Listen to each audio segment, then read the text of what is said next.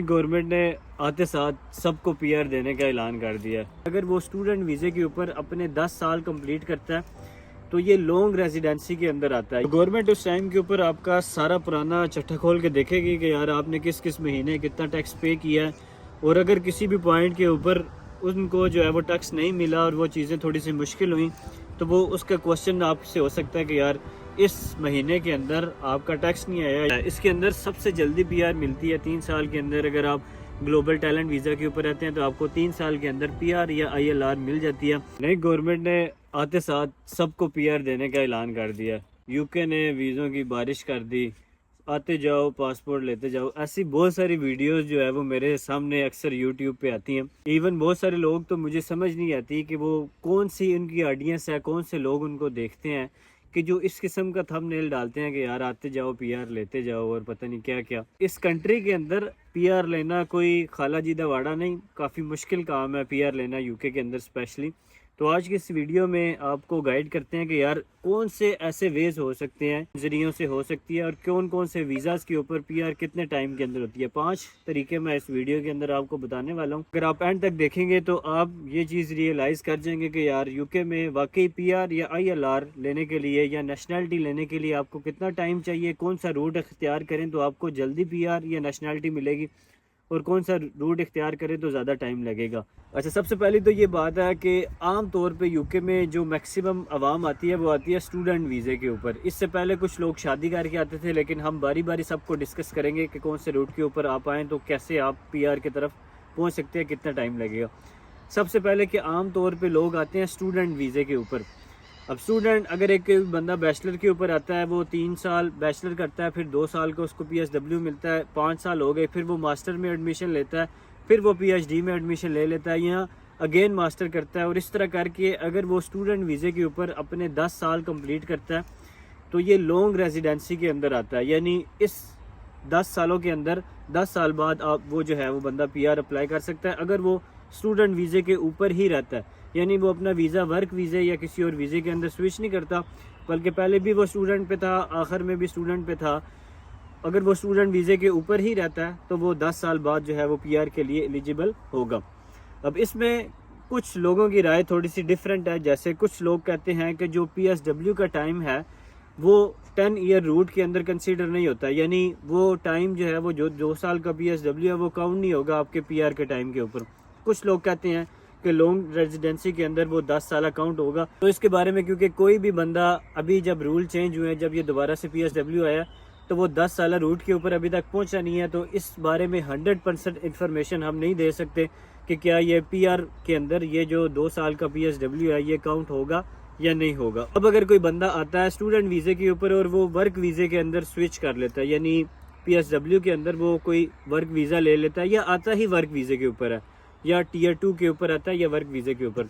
अब वर्क वीज़े के ऊपर अगर आप 5 साल रहते हैं, 5 साल यूके के अंदर वर्क वीज़े के ऊपर गुजारते हैं, और इस ड्यूरेशन के अंदर आप 180 दिनों से ज़्यादा यूके से बाहर नहीं जाते 1 साल के अंदर, यानी 6 महीने से ज़्यादा आप यूके से बाहर नहीं जाते, तो फिर आप 5 साल बाद जो है वो पीआर के लिए या आईएलआर के लिए अप्लाई कर सकते हैं। ये थोड़ा सा शॉर्टेस्ट रूल हो गया, यानी 5 साल बाद जो है वो आप पीआर के लिए अप्लाई कर सकते हैं अगर आप वर्क वीज़ा के ऊपर हैं। अब इसके अंदर मेक श्योर आपने करना है कि आपके सारे टैक्सेस जा रहे हों, क्योंकि बहुत सारे लोग ऐसे हैं वो टैक्सेस ही नहीं पे कर रहे होते, उनकी कोई पे स्लिप्स ही नहीं जनरेट हो रही होती।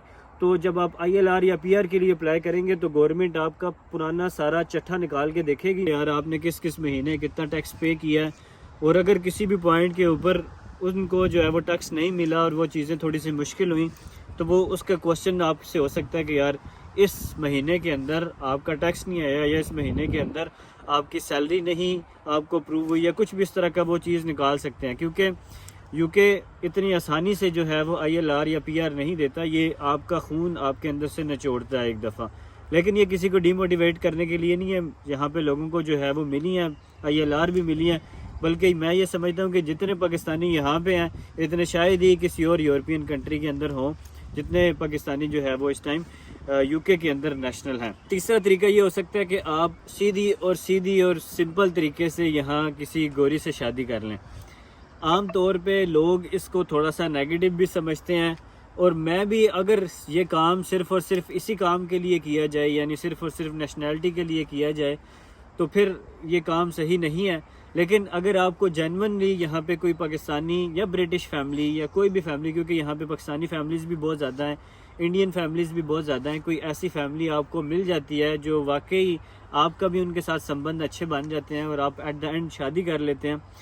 शादी करने के बाद आपको 2 साल का वीज़ा मिलता है। उस 2 साल के वीज़े को आप एक्सटेंड करा सकते हैं। आप उसको एक्सटेंड कराते रहें और फिर आप अपना केस लड़ें, तो 3-4 सालों के अंदर अगर आपका कोई एक आधा बच्चा हो जाता है और आप इसी रूट के ऊपर रहते हैं, तो फिर आप जो है वो स्पाउस वीज़े के ऊपर उस टाइम पे होंगे। तो स्पाउस वीज़े के ऊपर अगर आप 3-4 साल रहते हैं, 2 बच्चे आपके हो जाते हैं और आप गवर्नमेंट को प्रूव करते हैं कि वाकई हम जो है वो एक रियल हस्बैंड वाइफ हैं और हम प्रॉपरली साथ रह रहे हैं, तो फिर आपको 3-4 साल बाद आप ILR के लिए अप्लाई कर सकते हैं। इसका एग्जैक्ट कोई ड्यूरेशन नहीं है इस रूट की, कि ऐसा नहीं है कि 5 साल, ये बस आप जो है वो 2-4 सालों बाद आप इसके लिए अप्लाई कर सकते हैं। अब बहुत सारे लोग आम तौर पे इस रूट का नाजायज़ इस्तेमाल भी करते हैं, जो किसी सूरत रिकमेंडेड नहीं है। लोग आम तौर पे पेपर मैरिजेस और इस तरह की बहुत सारी चीज़ें करते हैं जो बिल्कुल भी रिकमेंडेड नहीं है, क्योंकि किसी की भी ज़िंदगी आप इस काम के लिए मेरे ख्याल से जो है वो ना यूज़ करें, क्योंकि ये जो है वो बड़ा एक मुश्किल सा फ़ैसला है आपके लिए भी और अगली भी किसी फैमिली के लिए। उसके बाद नेक्स्ट जो रूट है वो है ग्लोबल टैलेंट वीज़े वाला। बहुत सारे लोग इसके बारे में पूछते हैं। ग्लोबल टैलेंट वीज़ा तो ये थोड़ा सा मुश्किल वीज़ा है। इसके अंदर सबसे जल्दी PR मिलती है 3 साल के अंदर। अगर आप ग्लोबल टैलेंट वीज़ा के ऊपर रहते हैं तो आपको 3 साल के अंदर PR या ILR मिल जाती है। लेकिन इसके लिए ज़रूरी है कि आप गवर्नमेंट फंडेड किसी प्रोजेक्ट के ऊपर काम कर रहे हों, यानी आप IT से रिलेटेड किसी प्रोजेक्ट के ऊपर काम कर रहे हो। इसके ऊपर मैं बड़ी डिटेल से वीडियो बनाऊंगा आने वाले टाइम के ऊपर कि अगर आप ग्लोबल टैलेंट वीज़ा के ऊपर जाना चाहते हैं तो आप किस तरह जाएंगे। अगर आप इसके बारे में वीडियो देखना चाहते हैं तो आप कमेंट में मुझे कह सकते हैं, तो फिर मैं जो है वो इसके ऊपर भी डिटेल वीडियो बना सकूँगा। लेकिन ग्लोबल टैलेंट वीज़ा के अंदर आपको जल्दी PR मिल जाती है, यानी 3 साल के अंदर आप जो है वो UK में नेशनल हो सकते हैं। उसके बाद नेक्स्ट और 5वां और आखिरी रूट जो है वो है इनोवेटर फाउंडर वीज़े वाला। अब ये इनोवेटर फाउंडर वीज़ा क्या चीज़ है? इनोवेटर फाउंडर वीज़ा बेसिकली आपको इसके ऊपर किसी किस्म की कोई इन्वेस्टमेंट नहीं चाहिए होती, किसी किस्म की आपको जो है वो कोई और मुश्किल चीज़ें नहीं चाहिए होती, और ये बड़ा अच्छा वीज़ा है। इसके अंदर सिर्फ आपको UK के अंदर कोई ऐसा बिज़नेस प्लान दिखाना होता है जो UK गवर्नमेंट को लगे कि यार इस बिज़नेस प्लान की बड़ी शदीद कमी है UK के अंदर। जैसे आप फॉर एग्ज़ाम्पल आप कहते हैं कि मैं UK के अंदर इलेक्ट्रिक व्हीकल्स के बारे में जो है वो प्रपोज करता हूं कि मैं इस तरह यहाँ पे इलेक्ट्रिक व्हीकल्स लेके आऊँगा, तो UK को ये बड़ा अट्रैक्टिव एक बिज़नेस प्लान लगेगा। इसी किस्म का ये एक एग्जांपल है। ज़ाहिर है इतना मुश्किल बिज़नेस प्लान तो आप नहीं कर सकते, लेकिन कोई भी ऐसा बिज़नेस, बेशक वो सॉफ्टवेयर रिलेटेड हो, हार्डवेयर रिलेटेड हो, कोई भी इस तरह का इनोवेशन वाला बिज़नेस, इनोवेशन वाला आइडिया जो UK के अंदर आप इम्प्लीमेंट करना चाहते हो, आप उसके ज़रिए से यहाँ पे इनोवेटिव फाउंडर वीज़ा ले सकते हैं। ये भी बड़ा अच्छा वीज़ा है। 3 साल के अंदर आपकी PR जो है वो इसके ऊपर भी हो सकती है। तो अगर आप इसके ऊपर भी डिटेल वीडियो देखना चाहते हैं, अगर आप चाहते हैं कि मैं इनोवेटिव फाउंडर वीज़े के ऊपर डिटेल वीडियो बनाऊं कि आप किस तरह जो है वो इस वीज़े को हासिल कर सकते हैं, तो आप कमेंट्स में जो है वो मुझे कह सकते हैं। मैं इसके ऊपर भी आने वाले टाइम के अंदर बहुत डिटेल वीडियो जो है वो बना दूँगा। तो होपफुली आपको जो है वो चीज़ें समझ आ गई होंगी। बहुत शुक्रिया, अपना ख्याल रखिएगा। खुदा हाफिज़।